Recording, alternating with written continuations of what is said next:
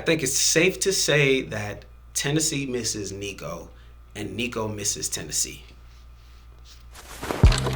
What's going on, everybody? My name is Daniel Augustin, and this is Multi-Hyphenate AF. I have this goal to get to 10,000 subscribers by the end of this year. Let me tell you something, that is not going to happen without you locking in with me and just tapping that subscribe button.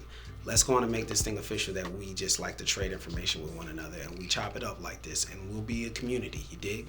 Let's talk about Oklahoma and Tennessee. If you watch my predictions, I said that I had OU winning this game. It was a hard pick because OU is not the kind of team that really sells me on consistent offensive play. They had 4 possessions getting the ball over to the red zone or just in 40 yards distance of scoring. 4 possessions of having the opportunity to push this lead to a ridiculous number, to put Tennessee in a ridiculously uncomfortable space. But they ended up with 3 field goals, 9 points from those 4 possessions, and 1 turnover, costly turnover by John Mateer because, he slings everything in there. Everything is a bullet pass. So this pass ricochets, gets intercepted, gives to Tennessee another opportunity. Now, as for my statement at the beginning of this, I find it so interesting that Tennessee lost this year to Alabama. They beat them last season. And they lost on the back of a Joey Aguilar interception. I like Joey. I do. I think there needs to be some development of Joey, though. Joey's a gunslinger, and there's nothing wrong with that. But you see the development by way of seeing a quarterback make a quarterback's choices and the throws that they decide to make. And sometimes, really what it is when you have a guy like Nico, he knows he's got the arm to make a lot of those throws, but sometimes he might know I'm uncomfortable with the fact that other safety is over there too. So I'm going to instead run and just get 10 yards, and we live to get more possessions. And so instead with Joey, this guy goes 29 of 45. Sure, he throws for 393 yards, but he threw 45 times to do it. 45 times. I didn't even try to say it like that. I think that naturally it just came out like that because that's insane. 3 touchdowns, 2 interceptions. 2 interceptions, you give the ball back to Oklahoma. And granted, Oklahoma didn't do that much with it, but they did end up getting to keep it longer than they should have. And you let them do that. Oklahoma barely wins the time of possession in this game. But if Tennessee's a really good offense, then they're not constantly forcing a bunch of deep shots. They're moving the ball down the field, getting 10 yards a pop, getting first downs, and controlling the game and keeping John Mateer and Oklahoma off the field and just dominating the time of possession. You don't really see Tennessee dominate time of possession. You see Tennessee out there looking real good with big flashy plays. I mean, the running back, they only ran the ball. Let's see here. Tennessee ran the ball. Deshaun Bishop, starting running back, 12 carries. Only averaged 3.2 on the ground, but 12 carries. They didn't do anything creative to get the run game going. It's just let's try another pass play. Let's go for it here. Let's try to get off the field. Let's try to make another big. There's nothing wrong with that, but winning this game that's the whole chess thing about playing this game is that sometimes you gotta figure out how to play from a disadvantage or create a different challenge even for yourself so that you can win the game as a whole, not just win the flashy points. Scoring a touchdown is awesome, but sometimes you need to slow the fuck down. That's it. Sometimes you just need to slow down. Sometimes even instead of scoring a touchdown, sometimes you do more damage by way of holding on to the ball for 8 minutes and just getting 3 points. Sometimes you do more damage to the other team by just doing that because you got they flashy wide receivers who are just built off momentum.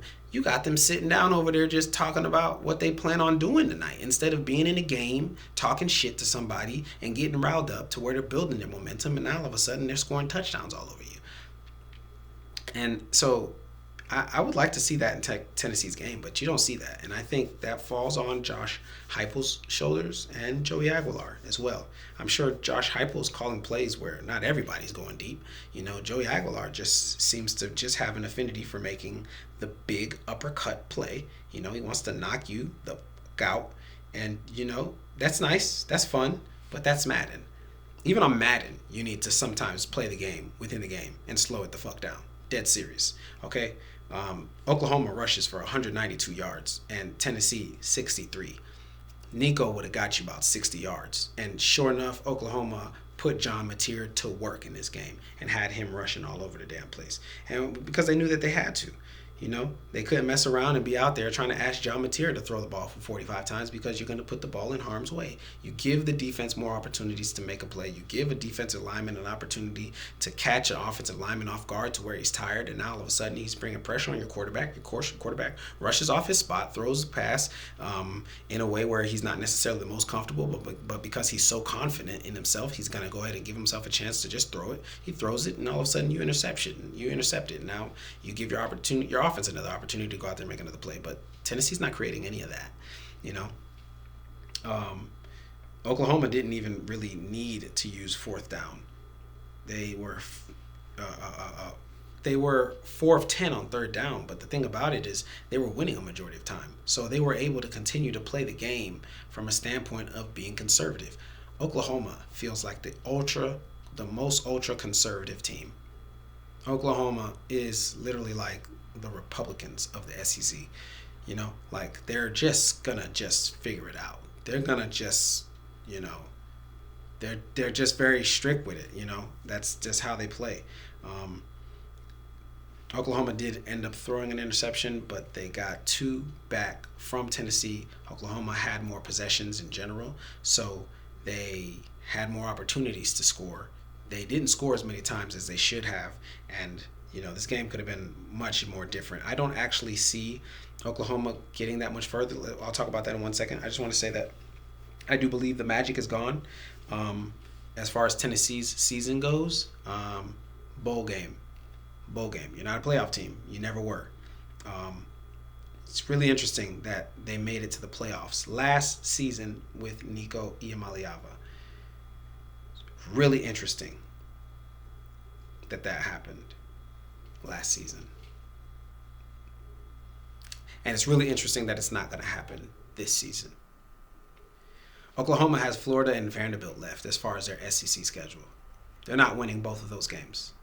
Excuse me. Tennessee has Florida and Vanderbilt left as far as the rest of their SEC schedule. They're not winning both of those games. Vanderbilt is way too prideful. That's going to be the craziest in-state rivalry that I don't know Tennessee knew that they signed up for. I'll just about give that game to Vanderbilt. And I want to root for Florida. I'm probably going to root for Florida to beat Tennessee. I just need some time to think about it. Yeah, I thought about it. Florida can beat Tennessee because I think they're both very evenly matched. 2 gunslinger quarterbacks. Neither one of them are wizards in the pocket. But I do think Lagway's better than Aguilar. So Tennessee's season is cooked, And as for Oklahoma has like one of the top 5 hardest schedules. So I don't think they're necessarily going to be able to beat Alabama. They can beat Missouri for certain. They can beat LSU. But those are 3 games. They have 3 SEC games left. And Alabama, that's at Alabama. So I don't know about Oklahoma. I highly doubt they win all 3 of these games. It's good for them to see themselves win this again, though. And maybe that creates some, momentum for them and really gets them moving forward and believing again. But I'm not sold on Venables as a coach. Some of these head coaches, they should really be coordinators, And it's not to say they're not doing a great job, but they're dropping the ball in many different ways, and the team is kind of hurting. Like, if this Oklahoma team might have been coached maybe by Arbuckle, maybe they're a different team. If this Oklahoma team is maybe coached by somebody like Gruden, and then Arbuckle's your offensive coordinator, and then Venables is your defensive coordinator, this team is maybe the best team in the SEC. but they're not that because they are really just conservative, and it shows all over the tape.